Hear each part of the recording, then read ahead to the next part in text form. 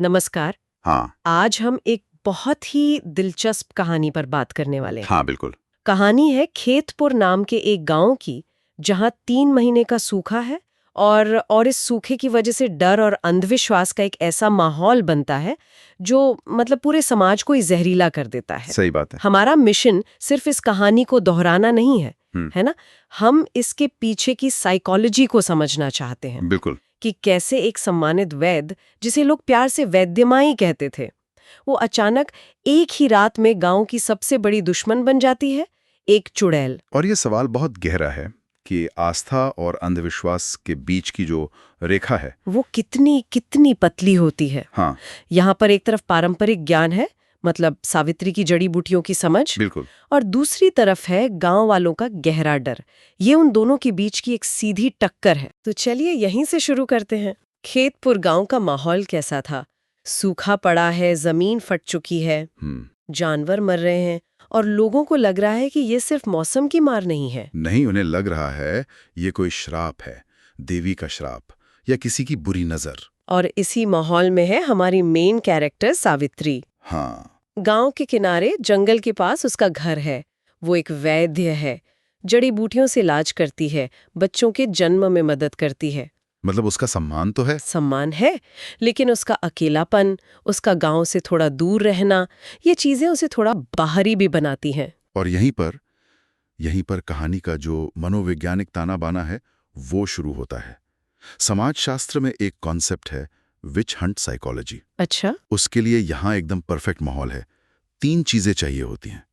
पहला, एक बड़ा संकट जिसका कोई सीधा जवाब ना हो, जैसे यहाँ सूखा है। ठीक है। दूसरा, एक बाहरी व्यक्ति जिसे आसानी से दोषी ठहराया जा सके, जो समाज के नियमों से थोड़ा अलग हो, जैसे सावित्री। और तीसरा, एक अथॉरिटी, कोई ऐसा जो उस डर को वैधता दे, जो यहाँ गांव का मुखिया है। कहानी में आग तब लगती है जब रूपा नाम की एक महिला को प्रसव पीड़ा होती है। हाँ, ये है टर्निंग पॉइंट। सावित्री मदद के लिए पहुंचती है, बच्चा तो हो जाता है, लेकिन रूपा की मौत हो जाती है। और बस वही वो पल है जहां सब कुछ बदल जाता है। जो वैद्यमाई थी वो अब चुड़ैल बन जाती है। बिल्कुल। पर सोचने वाली बात यह है कि क्या गांव वाले सच में ये मानते थे कि उसने जादू किया, या वो बस एक आसान जवाब ढूंढ रहे थे? मतलब रूपा की मौत एक मेडिकल कॉम्प्लिकेशन हो सकती थी, है ना? लेकिन उसे सावित्री के काले जादू का सबूत मान लिया गया। क्यों? क्योंकि एक अदृश्य सूखे से लड़ने से ज्यादा आसान है एक जीती जागती औरत को दुश्मन मान लेना। समाज ने अपने सारे डर को एक चेहरा दे दिया था। ये तो है, लेकिन क्या हम मुखिया के नजरिए को पूरी तरह से गलत कह सकते हैं?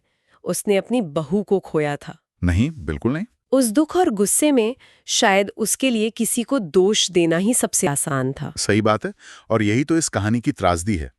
मुखिया का दुख असली है, पर वो अपने व्यक्तिगत दुख को एक सामाजिक गुस्से में बदल देता है। जब वो सावित्री पर चिल्लाता है तो वो सिर्फ एक ससुर नहीं होता, वो गांव का मुखिया होता है जो पूरे समाज के डर को आवाज दे रहा होता है। और फिर आरोपों की बौछार शुरू हो जाती है। लोग कहते हैं, हमने देखा था तूने कुछ मंत्र पढ़े थे। हाँ, तू जंगल में रात को कालिका मंदिर के पास क्यों जाती है? सावित्री अपनी सफाई देती है, वहाँ शांति मिलती है। मैं उन्हें पूछती हूँ, लेकिन उसकी कोई नहीं सुनता। कोई नहीं। मुखिया का फैसला आता है, तेरी पूजा ही हमारे लिए अभिशाप बन गई है। उसे गांव से निकाल दिया जाता है, उसकी झोपड़ी जला दी जाती है। और जाते जाते वो एक बात कहती है। हाँ, वो कहती है, याद रखना, जब सच चलाया जाता है तो राख हमेशा कुछ कहती है। ये सिर्फ एक धमकी नहीं है, नहीं, ये एक ऐलान है। ऐलान कि उसने गांव के न्याय व्यवस्था को नकार दिया है। जब समाज ने उसे न्याय नहीं दिया तो उसने एक दूसरी, ज्यादा पुरानी शक्ति का दरवाजा खटखटाने का फैसला किया। और यहीं से कहानी काले जादू की तरफ मुड़ती है। बिल्कुल। सावित्री उसी पुराने कालिका मंदिर पहुंचती है। वहां वो मिट्टी का एक पुतला बनाती है। उस पर मुखिया की पत्नी लता उसके बाल लगाती है, उसके दुपट्टे में लपेटती है और कोयले से लिखती है, तेरा सुख मेरी प्यास। तो ये सिर्फ गुस्सा नहीं है, ये एक रस्म है, एक रिचुअल। अच्छा। मानव विज्ञान में इसे सिंपैथेटिक मैजिक कहते हैं। Sympathetic magic? हाँ, मतलब ये मानना कि एक प्रतीक, जैसे यहाँ वो पुतला है, उस पर किया गया काम असल व्यक्ति पर असर डालेगा। और ये सिर्फ अंधविश्वास है या? ये एक तरह से बेबसी में शक्ति हासिल करने का एक मनोवैज्ञानिक तरीका है।